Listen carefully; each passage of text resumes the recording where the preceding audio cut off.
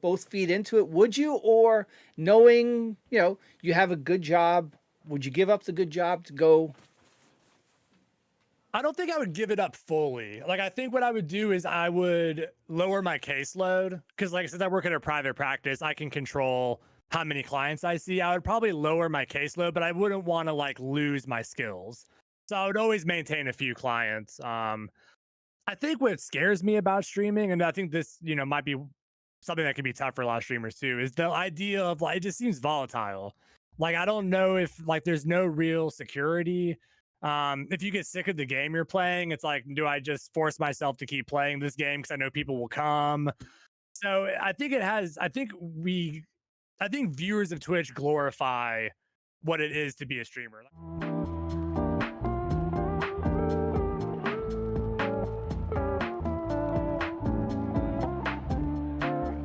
Welcome to Tarducks, a podcast for content creators that come on, share their stories, experiences, and advice. And today I've Dontoni. Welcome. Welcome. How's it going? Pretty good. Yourself?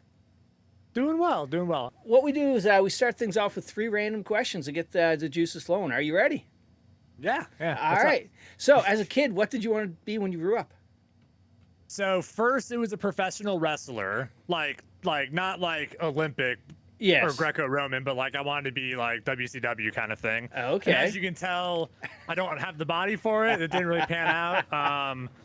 And then high school, so I played drums in a punk rock band. So then for a while, I wanted to just be a musician. And then my dad was like, "No, you're going to college." And then I was like, "All right, fine." And then while I was in college, I took a couple psychology classes. Yeah. And then that's where I'm at now. But I would say, just to be serious, it was a musician. Okay. Yeah. So now I'm guessing you were probably a kid of the 90s when you say WCW? Yeah, I was born in 87. Okay. Yeah. So you like the whole when Hulk Hogan was the bad guy and NWO and like, yeah. Okay. I like Sting. That's who I was a fan of, was Sting. Yeah. And Rey Mysterio. Mm-hmm. Yeah. Yeah. So I'm a little older. I grew up with the 80s, Andre the Giant, when it was just, the first WrestleMania and that kind of thing. Yeah. All right. So, favorite thing about where you live?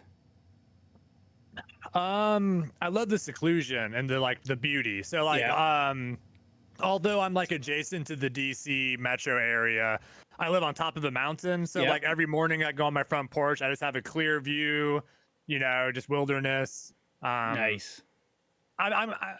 Although I help people professionally, I'm a little bit of like a recluse a little bit. So I like to, if I want to pee off my back porch, I can do it, you know, like that kind of thing. So that's what I like most about it. All right.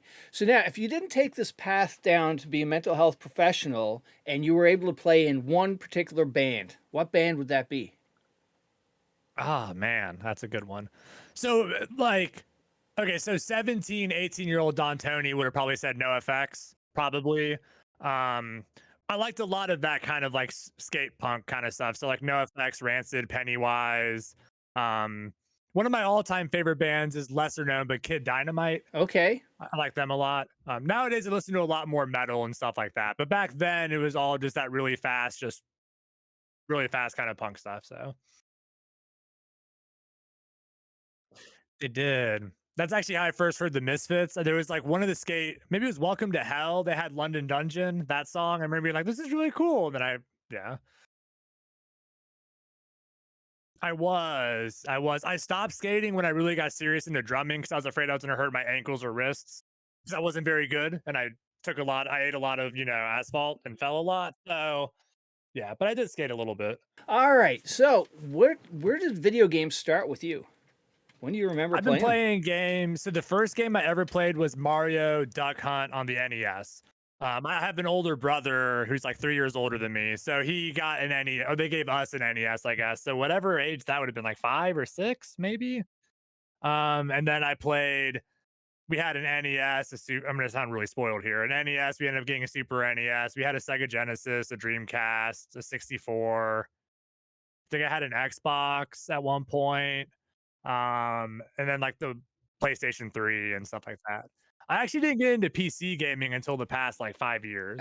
Okay. Now, what were some of the favorite games growing up? So, I mean, the one I guess that I played the most. So, well, I guess what do you mean by growing up? Are we I talking guess like the adult? later console years, and then we'll as you Okay. jump to the PC side of things. Yeah. So I liked a lot of, I mean, I remember GoldenEye, we played a lot on the 64, a lot of GoldenEye. I remember Halo 2 was really big back in the day. I used to love all the Mario games. So, I mean, I played a bunch of, like Mario 64 and then all the earlier ones like Super Mario 1, 2, and 3. And then the game I probably played the most in my entire life is World of Warcraft. And I actually have a World of Warcraft tattoo. So I started playing that on a Mac, which I know all the PC gamers are gonna clutch their pearls. Yeah, I gamed on a Mac because you could play Blizzard games on Macintosh. So I Yep. played, and I guess we had like an old Windows 95 PC. So I did play some games like Daggerfall and Yeah. Diablo back on that one. But WoW is the one I played the most probably, Yeah. like to date. I mean, I played WoW like it was my job from vanilla through Cataclysm. And then I've stopped because I was graduated college. It was like, well, I need to actually work now. Yeah. So yeah, I would say like my top 3 most played games in my life would be World of Warcraft, Rainbow Six Siege, and then Tarkov. Okay. Probably. And now, from a nostalgia aspect of things, are you going to go see the Mario movie? I haven't been to a movie in like 7 or 8 years. I'll probably watch it. I don't know if I'm going to go out to see it though. Yeah. I don't like. I can't, as you can tell, I can't sit still. So like sitting in a movie theater for me is really tough. I had the bladder the size of a walnut, so I got to piss like every hour. So movie theaters just aren't designed for me, but Yeah. I'll probably watch it. Yeah. Nice. Oh man. And now from a PC standpoint, what's WoW is the one that stuck out the most, or has Tarkov taken that trophy? I mean, I would say WoW was more. This is gonna sound bad. More fun in the grand sense. I do love Tarkov, but I think WoW is more fun overall, less stressful, and I definitely have a lot more hours in WoW. I mean, I probably have like 10,000 hours in WoW or something stupid. Wow. Like I'm not being hyperbolic when I said for like 6 years I played it probably like 8 hours a day, 7 days a week. Oh shoot! Wow. And I have about 2,000 in Tarkov. Yeah. And now, what was your path to Tarkov? How did you find that one? So when I first started streaming, it was solely Rainbow Six Siege. Like that's all I played. I played it on console, and then when I switched to PC, I actually got a gaming PC to play Siege on PC. Okay. I was really into Rainbow Six Siege, and then that community started getting really toxic and rough. The game was in a really bad state. And one of my buddies who I met through Siege was like, "Have you ever heard of this game called Tarkov?" And I was like, "No, I haven't." And then he just encouraged me to get it. And then the first day I played, I was like, this game is the worst game I've ever played, man. I can't hit anything. I did all the rookie mistakes of bringing like the wrong ammo I was like, it's an AK, I'll bring in 7.62, but it doesn't work for that one. I made like all those mistakes and I was like, this game is terrible. And then the next day I woke up and I was like, all right, we'll try it again. And then I got hooked. I mean, it got me by the balls that first week. Yeah. And then I fell in love with it. But so that's technically how I just traded Siege for Tarkov. Yeah. And I've heard so many people talk about the toxicity of Siege. It's terrible. What happened? So it's actually what I'm afraid. There's some parallels to the Tarkov community that I see a little bit. Yeah. So it's a mix of sweaty, sweat lords versus the casual community. Yeah. Constantly arguing. The basic kind of like online bullying kind of stuff you see. Yeah. Twitter's just the Siege Twitter. It's either someone gives constructive criticism. This is where the Tarkov comes in. Someone gives constructive feedback about the game because they love it, and then half the community's like, "Fuck you. This game is perfect," and the other half is like, "I love this game, so we're trying to help it by pointing out some errors." Right. And then lots of infighting, lots of gamer words. Yeah. The community also had a really bad how do I word this lightly? A really bad grooming problem. Yeah. So like multiple high up people were found to have been like grooming minors or like assaulting people at like conventions. Oh my and God. it's just like lots of like bad stuff like that. And wow. Which is sad because the game's actually in about the best place it's ever been. Their anti-cheat seems to be working well. Yeah. Oh, cheaters. That's the other thing. You get that with all online games now, but Oh Yeah. shoot! I was curious why it had. I wasn't sure if it's just because of an age thing or, but it sounded like yeah, it was a lot of things. Well, and what initially I loved about I just broke my hat. What? This thing popped off. The hell? Oh Anyway, no. there's a little button on the top. Hey, this is really bad for podcasting. But anyway, so like we had the one thing that drew me also to Tarkov was like there's no group chat. Like in Siege you had like the chat at the bottom, so I don't have to Yeah. deal with any idiots. Mm-hmm. And then VoIP came in, which I actually like. I think VoIP was one of the best things that happened to Tarkov. Oh, But totally. Yeah. yeah. And what is the hook that Tarkov has on you or had on you?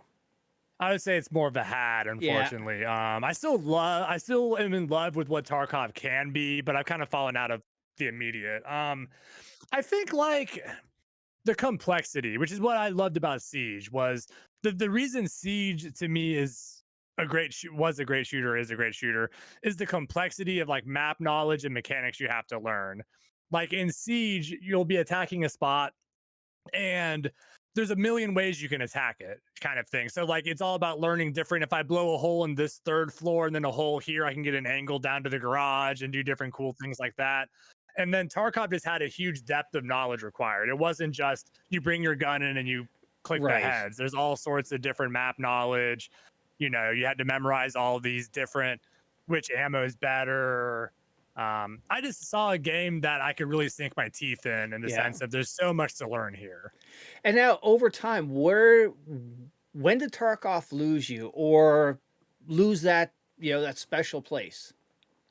I think it was 2 wipes ago. Yeah. So the last wipe I remember really loving and enjoying was when VoIP came out. Yeah. Like that was probably my favorite wipe ever. And so I played, how many wipes have I played now?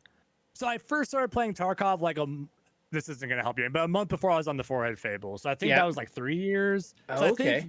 I think this would be my 6th wipe, maybe, if that adds up. Something like that. So like every wipe, after starting with the VoIP wipe, after that I played less and less every wipe. So I used to always get max traders. And then the wipe after VoIP, I think I hit like level, I don't know, maybe 40. And then this wipe, I'm still at like 22 or something. Like I've barely touched it. Yeah. And I don't know if it's I got tired of doing the same things. Quest, I got tired of marking the same container 5 times for 3 different people on shoreline, or I got tired of eating a jar of mayonnaise while sitting in a bush. I mean, I don't know exactly. The cheater problem, it's frustrating. Yeah. Like one thing I've always said I wish Tarkov had, and I've actually been told I am a scrub and a bad player because of this. I wish it had a hunt showdown style kill cam. Yeah. That after the raid, you at least saw a line of sight to where you died from. Yeah. Like when your whole party's dead or out of the raid, you could get a straight shot of like, that's where the person was who killed me. Yep. I agree with that. You know? Yeah. And it doesn't have to be, it could be like, a half hour later, you get a text and maybe it's just a diagram of a map. Here's where you got your kills and here's where you got killed. And that's it. Yeah, that's all I'm wanting. Because right now, because the cheater problem is so bad, if you die in any sort of way that's not an obvious, I whiffed my shots and lost the gunfight, there's always that question of, was the person cheating? Yeah. Which is exhausting for me. It's just kind of... It's the worst part of the game is you've got thousands of hours in, and I've been playing a long time. I know a suspicious death versus, okay, I made a mistake or desync. And it just, it really takes the winds out of your sail when you just like a 40-minute raid and it's just like 3 of your guys get head eyes within a second. It's like, that's just not right. Especially when there's so much downtime in between. So like you'll spend, 5 to 10 minutes getting your kit ready, which is nice for streaming. I mean, Tarkov is a great streaming game because that gives you time to talk to chat and just engage. Yeah. Then you're going to sit in the queue for, I heard it's better now, but like at the worst, it was like 5 minutes. You may be sitting in the queue waiting. And then if you die within 10 seconds or a minute, you're like, well, okay. Back to another 15 minutes of twiddling my thumbs. Yeah. Yeah. Last summer was, I think, probably the lowest point I've seen Tarkov, how quickly after the patch, after the wipe, and then you see so many content creators. It was good and bad. It made the content creators branch out and try other games, which I think is a really good thing for anybody who's trying to do content creation. I agree completely. Yeah. I've actually, so like I said earlier, starting out streaming, it was always Rainbow Six Siege was like the main. That's all I did. That's like literally it. And then I learned a lesson from Siege switching to when I switched to Tarkov, and then I kind of made the same mistake, and I've decided to switch course. But like maining one game is so tough on a streamer because the moment you stop playing it, your audience is going to drop dramatically. I mean, I'm not a huge streamer, but like on Siege, I had about the same size I am now. Yeah. And then switching Siege, I lost like 99% of them. Oh, There's wow. like 1 or 2 people who still come. Everyone else is like, you're not playing Siege anymore. Yeah. And then Tarkov, I saw a similar thing, was when I finally had enough of Tarkov and was like, I'm going to start doing more variety. Yeah. It didn't drop as bad, but like 50% now Yeah. left. So it's kind of one of those things where I'm trying not to get pigeonholed anymore. Yeah. Because it's so volatile. You don't know what's going to happen. I mean, Siege seemed healthy and going strong, and then year 5 hit, and then it just all fell apart. Yeah. And you'd hate to build your whole community off of this one game. And now, even if it's at a low point, you've got to put the smile on, because nobody wants to see somebody miserable playing a game either. You know, these days, what are you playing? I saw I don't know, it was last night or the other night, I popped on your stream, and you're like, what? I got to find something to play. It's tough. It's been really tough. Like, it feels, and I don't know if it's because I'm picky as hell with what games I want to play, but it feels like there's a gaming drought right now. So I've been alternating between doing a little bit of Hunt Showdown, which I love that game. That game's awesome. I went on this weird kick of like random really bad simulator games. So I played like Contraband Police, Thief Simulator, Drug Dealer Simulator. I actually just started playing, I'm going to stream this tomorrow, Meet Your Maker. Oh, okay, yeah. That game is interesting. I don't know if it's going to have long-term longevity or not, but like it's interesting. Have you seen that? I just read a review about it the other day, and it sounded like it has some potential. Yeah, I don't know, like, you know, a year from now if anyone's gonna give a crap about it, but it definitely is fun. I mean, you go in, so there's 2 parts of the game. One part is you build like a labyrinth. Yeah. And the other part is you raid other people's labyrinths. Ah, okay. So it's kind of fun. I mean, it's a bit of like mazes or traps that you have to like navigate, and then when you get to their center, there's like an item you have to take them, and you have to leave their base. Okay. So I mean, it's fun. So do you have like a window, like a timer where you got to set up your things, and then sort of that timer hits, and now everybody, you know, sort of. So that's what kind of sucks about it. It's not live like that. So like you build your thing, and then I guess you save it, and then people can raid it as they do. And then it's not open world. So you're in like a little hub, and you go to the map and you pick which one you want to raid, and then it just teleports you there. Yeah. I wish it was more of like a Rust open world kind of thing. Oh, Rust is a game I got into the past year also. Yeah. But now, did you get sucked over to DayZ at all? Dude, I'm having the hardest time getting into DayZ because I feel like I would love DayZ. But I played it, I streamed it twice, and then the first time I had no clue what I was doing, and it showed, right? Like it was really bad. The second time I got a group of viewers that played the game, like, all right, we're gonna play together.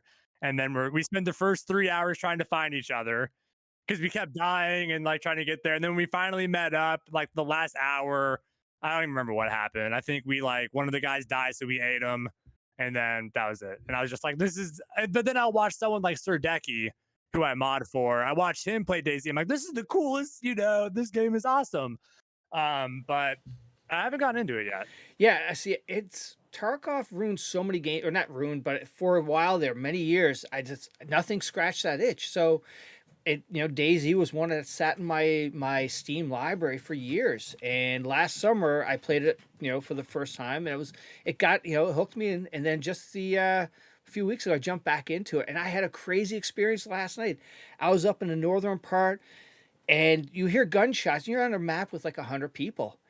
And it's like, you don't know where gunshots are coming from or anything like that. And I'm up in a water tower, just sort of scoping things out. And 3 Chads walk below me. I've got nothing. And that got their heart pumping. It's like, okay, so that's the thing about DayZ is that's what gets that, pucker moment.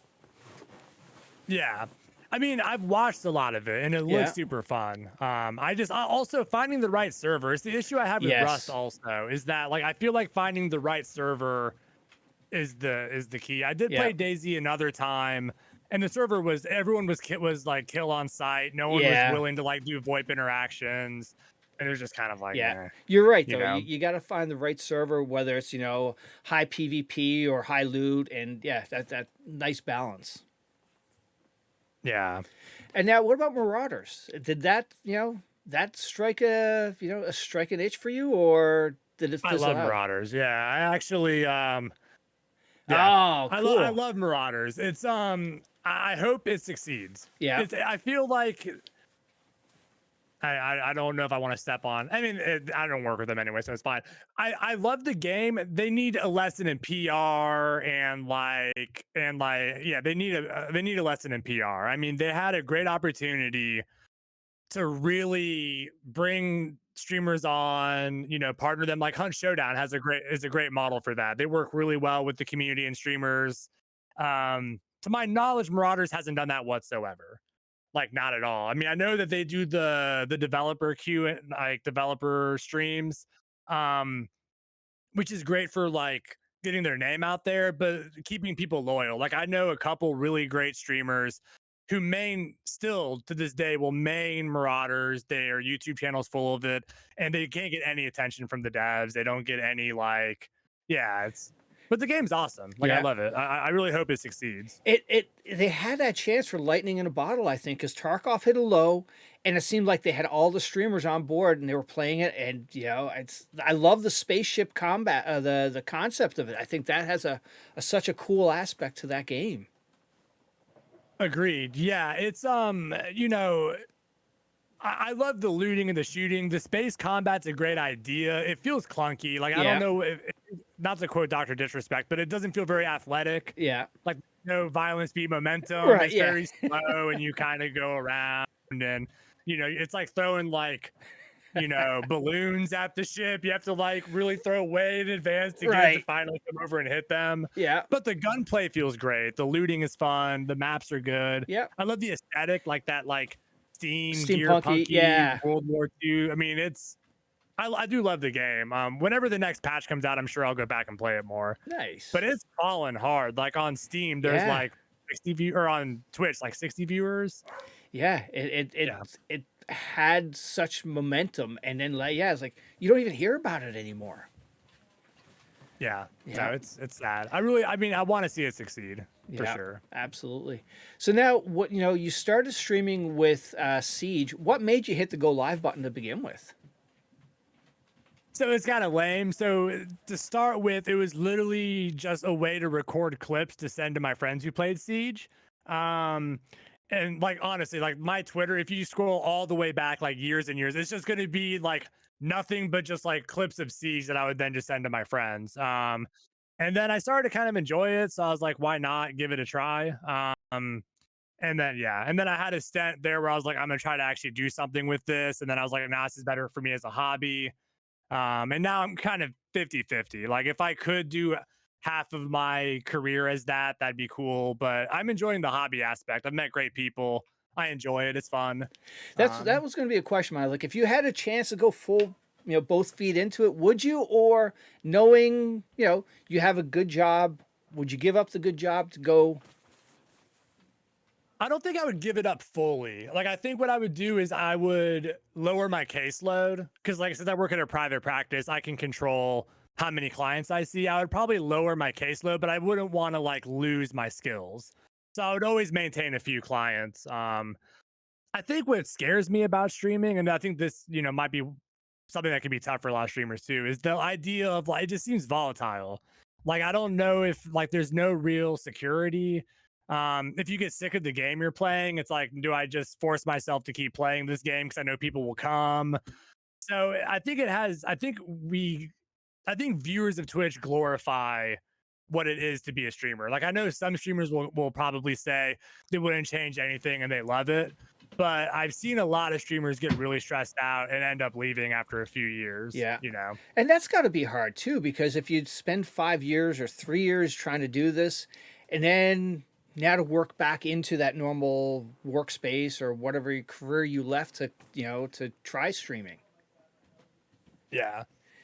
It's, I mean, I do think that, like, I think that has some benefits. So I think for someone who's working a really boring, like 9-to-5 job, I think they would see streaming as a potential to really make your own hours, do something that you love. Right. But I also think people don't realize how much work is on the back end. It's not just I get to go play video games and talk to people. Like, right. Unless you're big enough to where you can have a whole team behind you. like, you know, who can do all your editing. But even those people had to start out the same way as everyone else, where you spend probably 30% live and then 70% editing videos, posting tweets, networking with people. You know, and it's a lot. I think it's a lot more work. You know, get 8 hours of a VOD and try to make a 10-minute video out of it. Yeah. You know what I mean? I don't think people realize how much work it really is. And they don't. I hate video editing. I hate it. Well, I hate it. And then add in the other things that, you know, a lot of the content creators don't have. They don't have vacation days. They don't have sick days. You know, they don't have a 401k. You know, if you have a family, that's, you know, those are all tough things that you don't have when you jump into that realm. Absolutely. And I think people also don't realize how isolating it can be also. Yeah. I mean, you know, you're working, like, obviously you're going to have buddies that you end up meeting and collaborating with. But I mean, it's a really, like, I don't want to say it's a solo job, but it kind of is. I mean, you're really one person at a computer with a webcam. Yeah. Or no webcam. I mean, not everyone uses them, but. Yeah. Yeah. I mean, I think there's lots of downsides to it. I think you really have to be passionate about entertaining. Yeah. And it's not just so much I'm going to get paid to play video games, which is what I think a lot of people think it is. Yeah. Yeah. No, if you think about, you know, if you're maining one game and if you're a solo sort of person, you're not really doing gaming with other people, you're sitting 8 to 10 hours talking to your screen. You're not having any human interaction. And I have to think over time that has an effect on people. I would think so. I mean, and we've seen that. I mean, you know, it's.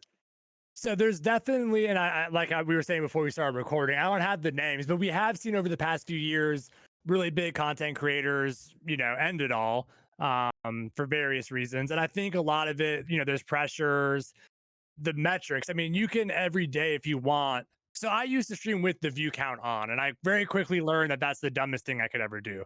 Because if you like see the numbers, you then start to reflect like, well, crap, the numbers are lower today. What did I do wrong? Or if you're watching it in vivo in the moment, you'll be like, did I just say something because someone just left? And you know what I mean? Like, it's just, yeah. And like, so you have like that immediate feedback every day of, is this better than yesterday or is it not? Yeah. Which I think is tough for some people. Yeah. Or if you have any anxiety or depression mixed into that and you're going to give this a try, and now you've got, you know, in a normal workplace, you're not going to have random people come into your office and go off on you, say whatever the stupid shit they're going to say. And now here you are, you're throwing yourself out there, and anybody with a keyboard's coming in there and acting like an ass. Absolutely. And they will. Yeah. Yeah. And they definitely will. You know, there's that. There's also, you know, I mean, I think, like you said earlier, so there's no vacation days. There's no, you know, benefits. If you don't go, if you're not like producing content and going live, you're not going to get paid. Also, it's the one job that you may not get paid anyway. Like, unless you like, when you're like an affiliate, the amount of hours you're putting in without any real monetary like payoff, it's a lot. I mean, I could not live off my Twitch earnings. Now, my Twitch earnings has supported the actual hardware. Like I always did the thing where after the initial PC, any money I got from Twitch went back into stuff like upgrading equipment, you know, things like that. But I think people don't realize how many years it takes and how many hours of like unpaid like labor. Even the subathon I did, which I was scared to do, but it turned out well. The hourly rate on that subathon money was still less than if I actually worked. I mean, you know what I'm saying? Like I took off like 3 days to do it.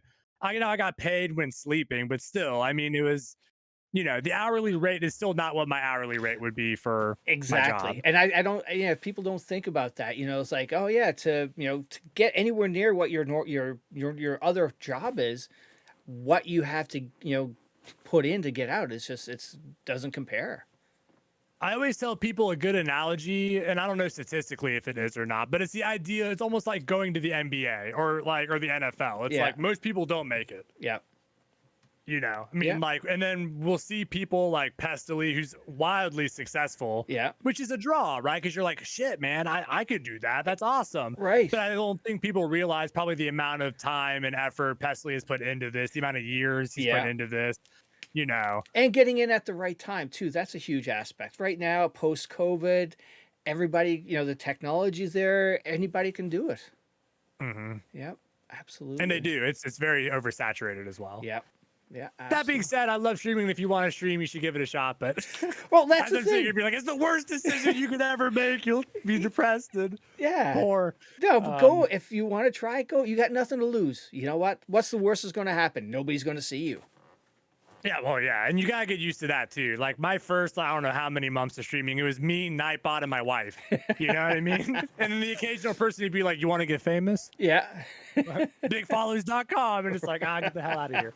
But yeah, I mean, it's really like, the best advice I would give to someone that I had before is take it as a hobby. Don't go into this thinking this is your full-time career. Yeah. Until it can be, and then go for it, obviously. But like, I think for my own mental health, it helped a lot viewing this as I'd be playing video games anyway. Right. So I'm going to go live a few days a week. Yeah. You know, and then try to edit some videos and just have fun. I mean, and now since you hit that go live button, what have been some of the good memories that you've gotten out of this? So, I mean, I've met some really cool people. Like I would never have met if I did not stream. You know, a lot of it, like prior to Tarkov and Forehead Fables and General Sam and all that, I met some great people through Siege. Like I have a friend, Crisis. I actually know him in real life now because we discovered that we only live a couple hours from each other. Way. So, you know, I made a friend there. And then after being on the Forehead Fables with General Sam, that opened my eyes up to a whole bunch of people that I would have never, like Aqua, I got to know him. You know, I consider him a friend. King's Entourage, like I definitely consider him a friend, you know, and then through just people discovering me through that, there's some people in my community that I genuinely actually consider friends, not the parasocial, like you come watch me and I know your like Twitch name. It's like, you know, I have a friend in Australia that, a really nice guy that I'm kind of trying to mentor a bit. He's a great person. A friend from the Netherlands who actually has sent me like care packages, and I'm sending them one soon. So like it's, you know, I think like I've met some awesome people because as an adult, it's hard to make friends, especially with the same interests. You know, I don't like to shit where I eat. So like I don't make friends at work. I don't go to church. So it's kind of one of those things like where do you meet, you know, where do you meet people? So I've met some great people. You know, there's been some big highs, like that first big raid from Aqua was like, oh my God, I actually, you know, going from like 10 people watching me up to like, you know, whatever number it was, I don't even remember. But regardless, it's, you know, there's definitely been some fun moments. But really it's been meeting cool people that like I genuinely consider, you know, I may not have met them in person yet, but I do consider them friends. Cool. Yeah. Yeah. So two things out of that segment, we the aspect of being rated, going from X to triple X, nothing really prepares you for somebody bringing their mansion house party to your, you know, 1-bedroom apartment. Yeah. No, it's wild, and it gives you a good perspective because I've never had that many viewers. I've never seen my chat flowing that fast. Yeah. So, and it gives you a good perspective of like, well, why didn't the streamer respond to me? And it's like, because he got 2,000 people constantly just talking. Like, he can't, there's no way he can. I messaged him later that night and I was like, there's no way you can read your chat. How do you do this? And he's like, I don't. And I was like, yeah, you don't. Like, you occasionally will catch like a sentence and then you'll comment on that, but you're missing 99%. I think General Sam once told me, or maybe he was saying this to Poob and I don't remember who the president, but the idea of savor those moments when you're at the like, you know, 25 to a couple hundred, because it's not going to be the same afterwards. Like after that, it's much more your show. Yeah. And people are just watching you as opposed to like you're engaging with people back and forth. Because like once you get past a certain threshold, unless you turn slow mode on, which everyone hates, you're not going to really be able to engage with them. Yeah. And now you made a good point about, you know, as an adult trying to make new friends. And last week I dropped the ammunition pod where she was on, and we were talking about, she made an appearance on the Healthy Game, I think it's Healthy Gamer with Dr. K, talking about her, you know, it was really amazing. It was almost like a therapy session that she had. I don't know if you saw it, but I didn't see it. I know who he is, but I haven't seen it. So Anne popped on, and basically it was like a private therapy session of her answering questions and from him and diagnosing this whole, you know, fake friends, real friends. And it was, but you're so right. As an adult, it's, you know, it's tough to make friends. It really is. I mean, because like most people, you'll make friends if you're a part of some sort, like when you're younger and in college or high school, it's easier because you're all doing the same thing. You're thrust in this environment. when you're an adult, you know, whether you're married or not or whatever, I mean, it's pretty much, you can go to bars, you can maybe meet random people. They may be a serial killer, but you know, you don't know. If you're religious, you can meet people in church, or you can meet people at work, and that's really, Unless you have have kids some activity. or Kids kids, is a good way too. and you Yeah. know, you become friends with your kids, you know, best friends, parents, and things Yeah, like and just that. hope they're But not a jerk. yeah, Yeah. exactly. You could try to make friends with neighbors, which we did. So Yeah. we moved and we finally, long story, but anyway, we met our neighbors and we were like one of them. And so we became friends with them. And the guy turned out to be a real piece of work. Oh God. So now it's like, well, great. I don't want, now I know that guy lives right over there. Shit. You know, like, yeah. so it's just, it can be odd. So, you know, like at this point in my life, all my friends, we've all scattered. So I got like my longest childhood friend, I'm still best friends with him, but he lives in Georgia. So I see him rarely, you know. I got friends in Seattle. So it's one of those things where it's like, you know, and don't really have anyone in person besides, luckily I'm happily married and she's Yeah. amazing. So I spend time with her. But yeah, I mean, so It's who you most game of the with people, nowadays. it is. That's what I'm about to say. The people who I consider close, like not as close as obviously my best friend, but Right. like right up there would be the people I game with. Yeah. Yeah, because it's just a weird dynamic. You know, years ago it'd be like, all right, I'm going out to the bar with my buds and we're gonna shoot pool or play darts or whatever. But now it's like, you know what, I'm comfortable at home. I'm playing with the boys a few nights, you know, a few hours every night, and it's just that's your relationships these days.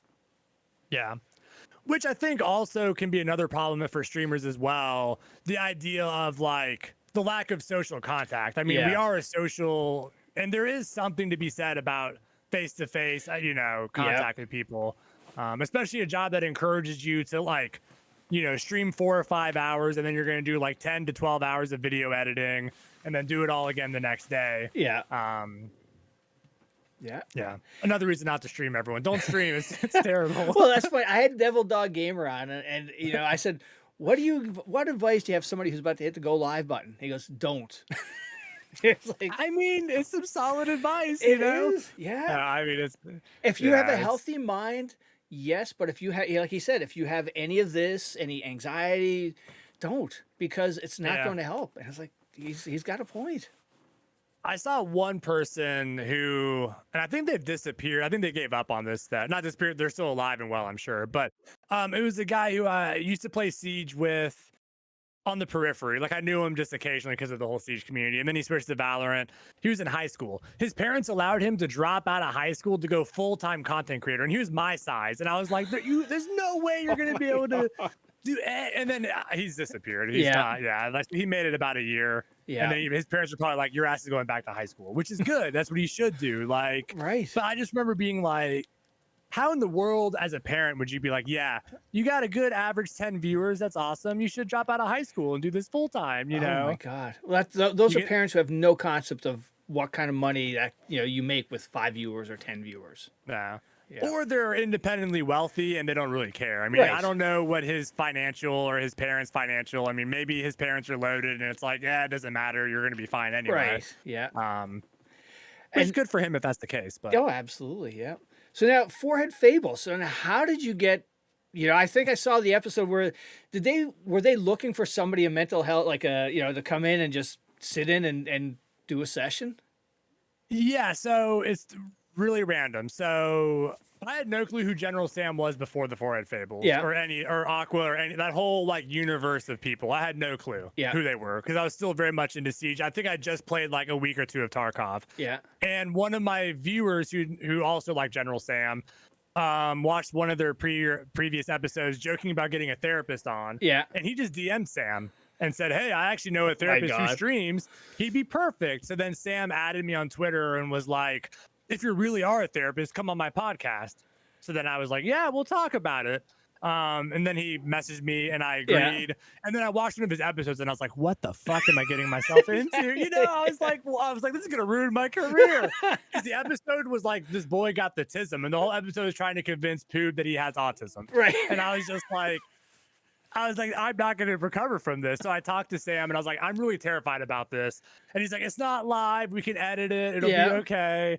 And I'm glad I did it, honestly. Good. And, you know, I will say, I to this day believe that the General Sam character is not the general Sam on his day to day. I agree. And he may hate me for saying that. I'm sorry, Sam, but he's been nothing but kind to me. That's like, honestly, he's been nothing but kind. Dude, I was shitting bricks when he said he'd come on the pod. I'm like, oh my God, he's just, because I heard him say on one of his podcasts, yeah, I'll go on to somebody's pod and I'll just take it sideways. And it's like, oh God, he's a nice dude. He was super awesome, dude. It was just, And just, I totally, it's like, I have nothing but great things to say about him, man. He was a super nice guy, just setting things up, and on the pod, it was a great conversation. Yeah, and then like after that, that's how I then got to meet Aqua and stuff. Yeah. I guess because he was like, "Oh, I watched that episode, whatever." Yeah. And then I was back on another time. He's just fun. I enjoy it. I would go on again. I mean, it's definitely fun. Yeah. Yeah. And now you also say you mod for Sturdecky as well? I do. Now, how did that? And that was. So I've been watching Decky for a while, and I'm trying to remember. I don't remember if I modded first and then I got to be on their podcast. I don't remember the order. I've been on their podcast, The Gamer Hole, a few times. I don't remember like the order, but either way, Decky does this thing where every year he rates the mods, and if you didn't do a good enough job, you're out, and there's new mods in. Yeah. And there's a tradition of you have to win a Paunch tournament to become one of his mods. Okay. Are you familiar with the game Paunch? No. So it's this really bad game. It's on Steam. You're a big sumo wrestler and you throw rocks at each other. Okay. Okay. So I first got like the semifinals, and then I got like brought back for some reason because it was like a tie, or I don't remember exactly. But anyway, I won. I got second place in the Paunch tournament, so I became one of the mods. Yeah. Oh my God, that's too funny. And now he's off traveling the world with Pest, right? He is, yeah. They're climbing like all the biggest mountains in Europe. Yeah. Right now. I just saw a video today. He's gone for like months at a time. Yeah, he'll be gone for like a couple months, and he'll be back home for like a month to stream, and then gone again. Yeah, that's crazy. Holy crap. Yeah, Pest was... It's fitting for Decky. Decky is quite the... He'd be good for this podcast. He's quite the character. Okay. You would enjoy talking to Decky. He is a very interesting individual. I think I'll say that. I think Sam called him out when he was on the pod that I should have him on. Yeah, definitely sounded like an interesting character. But like with Pest, and the Pest was saying, the one guy he doesn't even stream or play video games, and he's like an athletic hiking guy, so which is good. And then he's got his neighbor Michael, who is was his neighbor. And the athletic guy's also Canadian, isn't he? Yes, he is. No, he's a Canadian too. He had no idea who Pest was. It was like, wow. That's a whole dynamic there. You got 4 strangers. You're backpacking, hiking, pushing yourself to the limits. You're strangers. I'm sure they got very friendly very quickly. I mean, I'm sure they're probably not strangers anymore. But for Decky, like this is like a big. Decky likes to like push himself. Basically, it's like that's like his whole shtick. Is he likes to really push himself to the limits. I mean, with Marauders, did you see his Maraudathon? Where he was like in a. He built a ship or something like that. Yeah, and during it, he had like incentives where one of them was they could pick what food he ate. So they ordered him cow eye tacos because he lives in Mexico City. Yeah. So they ordered him cow eye tacos, and they were like raw, and he got food poisoning like the first day of his subathon. So he had to like stay in the box and it lasted like a week or something. Oh my God. Yeah, he's just an interesting guy. He his food is very limited. Yeah. What he'll eat, it's very peculiar. So this whole thing is basically just him being thrown out of his comfort zone. Oh yeah. And it's great to see it. But, yeah. I was talking to some of my buddies about this, and it's like, when you go camping with your buddies, you know how far you can push buttons. Now you're strangers. You don't know if you could ride them or how, or if you're gonna push them, and like, it's what an experiment. Yeah. Yeah. So far, it's going well. They haven't killed each other, and the elements haven't killed them either. So That's so far it's going well. Yeah. And now back to your subathon. What made you do a subathon? So I've never done one before. And one of my, I guess he's a friend. It's so weird calling everyone a friend because it's like I don't really even know this guy's real name. Yeah. But another streamer, B-Horse, who I first met just by the ridiculous stuff that he would TTS in Aqua's channel. Yeah. Was like how I first, and then we watch all the same streamers, so I got to know him. Yeah. So he did one successfully, and he's about a similar size. So I was like, I could probably pull this off. And then my wife was going out of town for my birthday. She had to go on a work trip. Yeah. So I was like, well, I'm not going to sit alone at home on my birthday. I was like, fuck it, we'll do a subathon. So. And what'd you think? It was gonna be capped at 3 days. I Yeah. made it 2 days, and I was done. I was okay with it. Like I was Yeah. like, let the clock run out, please. Like I slept right here. Yeah. Like literally, I just slept there. We had like TTS and speakers that they could mess with me. We Yeah. had goals. Like every like $50 is a spoonful of Vegemite. Yeah. I was miserable by the end of it. I I was bet. ready to be done. I was done. I was like, okay, let's just let the clock run out. Yeah. You know, but Well, it was fun. I'm probably gonna have to do another one because I'm terrified of how much I'm gonna owe in taxes. So we may be doing another subathon here in a bit. well, I've never heard anybody say anything good about 24-hour streams, and I just like, it's terrible. Yeah. It is like it's tiring. I don't know if people realize I can game off stream much longer than I can on stream. Like I could, if I was super into a game, I could play 12 hours nonstop, no problem. But when you're on camera, lights in your face, trying to be on and funny, reading a whole bunch, like it's different, you know. And then also if you don't have a game to grind, it's much tougher. Because like at that point, so that was Valentine's Day of this year, where I was already kind of over the wipe. So I played some Tarkov. But it was kind of like, what the hell am I gonna play? You know? So we did like weird stuff, like what was it? FPS chess with viewers one night. Yeah. Oh, speaking of games, how was your Border Patrol thing? You said you played that. What was that like? I think Bazinga play that. I don't enjoy any of these simulator games. Like honestly, it's I don't want to say it's boring. It's entertaining. It's funny and silly. Yeah. But I wouldn't.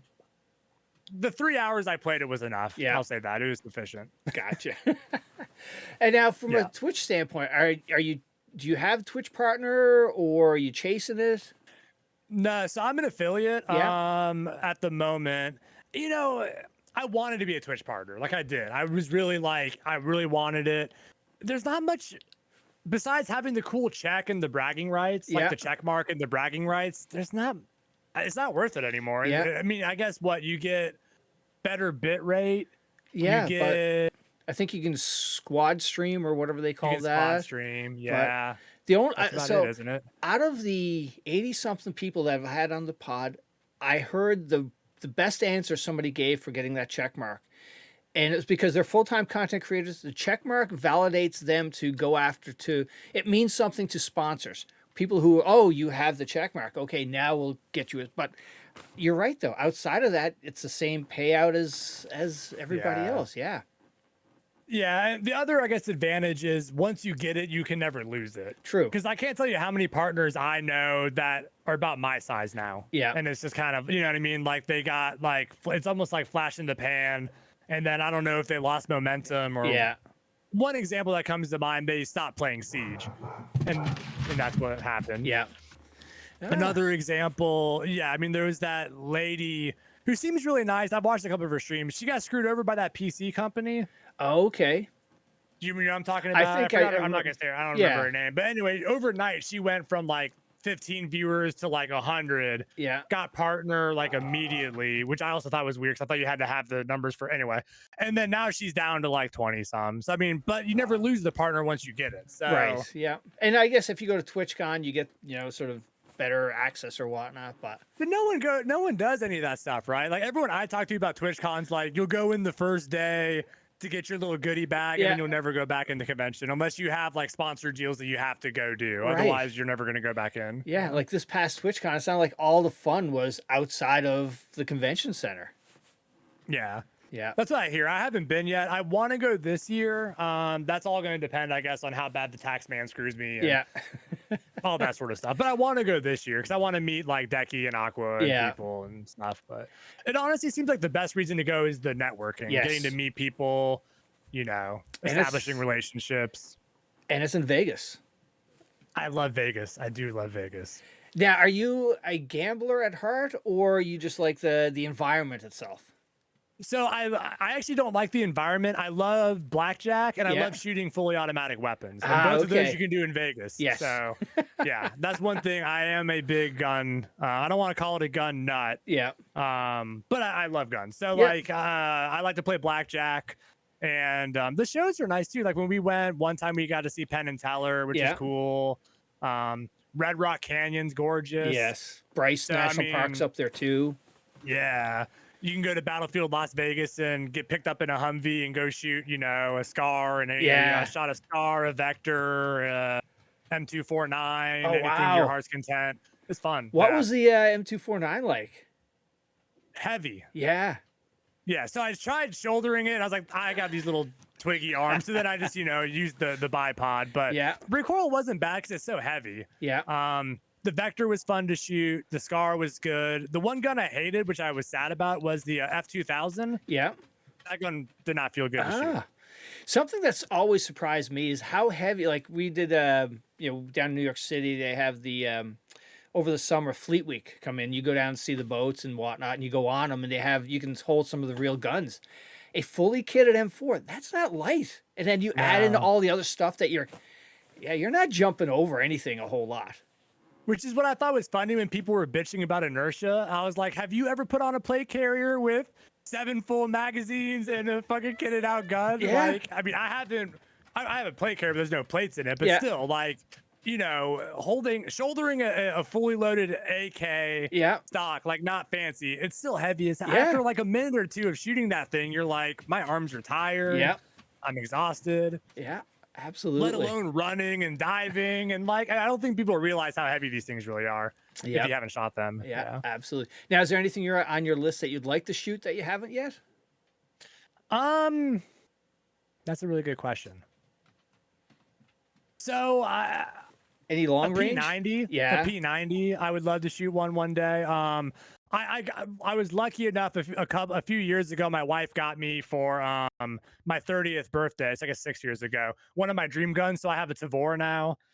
So semi-auto. It's a civilian one. It's like the civilian model, obviously. Because I don't want fully automatic anyway. But yeah. I mean, it'd be cool to shoot like a 50 cal sniper, like a Barrett or something would be cool. I haven't been shooting in years though. I'm rusty. But I used to live at a place that had a 24/7, 365 shooting club, like gun club that I was a member of. That was only like $200 a year. It was really cheap in the middle of nowhere. So I used to go shooting all the time. But after moving up to where I'm at now, there's not as many options.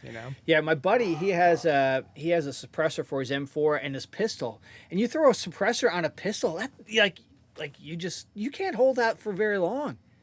I've actually never shot suppressed. That's something one day. Yeah. I've thought about going through the process, but it seems silly to me to buy something and then wait like half a year to a year before I can actually own it. Yeah. So I've just never gone around. But I used to have a concealed carry permit, so I know I could get a suppressor. It's just one of those things I haven't done yet. Yeah, and the length when you get that suppressor on, it's like, it's crazy.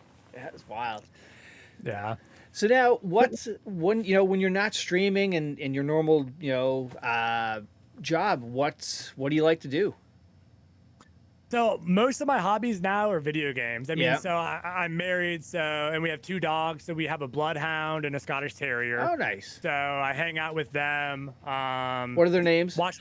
Bubba's the bloodhound, and we call him Shaggy is the Scotty, but his name's Shagrath, but we call him Shaggy. Cool. So I play games off stream. Most of the games that I love, I don't actually stream. So like I'll play WoW off stream. Yeah. Things like that. I'm a big foodie, so we like to go eat nice restaurants and go do like tasting menus and stuff. Now, do you cook too? Not very well, but I do cook. Yeah. So over the pandemic, before the pandemic, I worked full-time out of the house at a residential treatment facility. Yep. And then I left right before, I remember the first day of the lockdown in Virginia, I started my new job, private practice. Yeah. And since then, I've been working to get back up to full-time, but my wife does work full-time. So I do the cooking. Yep. I'm like a quarter streamer, like 30% therapist, and like a stay-at-home husband. So nice. I like do cleaning and cooking and take care of the dogs while she's working.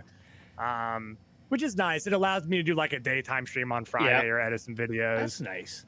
And now, what's your go-to meal? Like, what, if you're going out to a restaurant, what is your we're going to get this tonight? I am a sucker for Asian food. Yeah. So like Korean barbecue, I could eat my weight in Korean barbecue or sushi. Yeah. I like a good steak. I've fallen in love with duck, like a good duck breast recently. That's kind of been one of my favorites I've seen. But so we'll go, there's like the most random little like places that have tasting menus. So, so whenever we can afford it, it's expensive, but we do that sort of thing. But yeah, sushi. I could eat sushi every day. Now, anything strange? Like, oh my god, this is gonna be awful that you ate, but you were surprised and how it was like, wow, that was really good. Uni looked really gross. So it's Ah. like sea urchin. Yeah. It looks like a weird yellow booger. Yeah. Like it looks odd. Ew. It tastes really good. It's almost kind of like like bone marrow. Have you ever had bone marrow? No. Okay, you're not very adventurous eater. No. Okay. I'll do so it's Indian. almost- I'll do curry. I'll do stuff like that. But yeah. but yeah. So it tastes almost kind of like fish butter. Okay. Like it's very melt in your mouth, a little salty, Yeah. but like really like melt in your mouth kind of stuff, which is like bone marrow tastes like cow butter, basically. Okay. I mean, it just Cool. Now I haven't had authentic, but there's a place near me that made a poutine. Yeah. I want to have some real poutine now. After having that, I was like, okay, if this is really good, I bet you authentic poutine is amazing. Authentic poutine, and they've done bet. over the years. They've now done. You can get like pork with it, mix in other things. But That's what they did. It was like a barbecue place, so they had like a I think it was a brisket. It was like brisket and chopped up into poutine. Yeah. But get the real cheese curds, with gravy, and that's good. Yeah, but like where I'm from in Newfoundland, we have they call it chips, dressing, and gravy. So home, I think down here some people call it the stuffing inside of a chicken or a turkey. Yeah. We call it dressing, and it's a moist dressing. So you get the French fries, you put the dressing on top of that, and then gravy on top of that, and it's just like it's not good for you, pretty good. but it's really good though. Yes. Yeah. Moderation though, right? Moderation is what matters. Yeah. So, all right. Well, hey, you survived the podcast. What I did. You It was did, enjoyable. yeah. But before I go, you've got to call out somebody in your circle that you think has a good story. So, I mean, I did say Decky earlier. Yeah. So Decky has a great story. If you want someone that's a little not a little small, but a smaller. Yeah. Killhimsoftly Okay. is a streamer that I have known. God, we've been subbed to each other for I think like 27 months Oh, now. wow. I met him in Siege. He's lived a very interesting life in the sense of I think he was a DJ. He worked in like the film industry for a while. Oh, cool. Really nice guy. So yeah, I would say Killhimsoftly, or I would say Decky. Well, Decky will make you fall over laughing. I mean, he's a ridiculous human. Yeah. So he would be a good one. All right. Both of them sound good, man. All right. Awesome. Well, All right. thank you so much for doing this. And anything you want to shout Absolutely. out? Anything coming up people should check out? Well, I can be found on, so it's always Dontoni_Lamb, whether it's Twitter, Twitch, or YouTube. I may be doing a subathon soon, so keep looking out on Twitter because the tax man's gonna screw me hard. So I'm sure I'm gonna need some money. So I'll probably be doing a subathon soon. But that's all I got going on. Oh, speaking of the subathon, well, you shaved half your beard off. I did. Was that painful to do? Like, oh God, I'm gonna regret this. So or... I shave my beard every year because I want to remember what my face looks like. Yeah. So like no matter how big the beard gets, I shave it once a Oh, year. okay. And I'm hairy like animals, so it grows back really fast. Like this is honestly like after like a week, I already had full coverage. I mean, okay. it grow really quick. Yeah. Awesome. In a year, my beard will get down to here Holy in crap. like a year, and then I'll shave it off again. Yeah. Awesome. All right. Well, hey, thank you again so much. It's been awesome meeting you. Thank you. Awesome meeting you too as well, and I appreciate being here.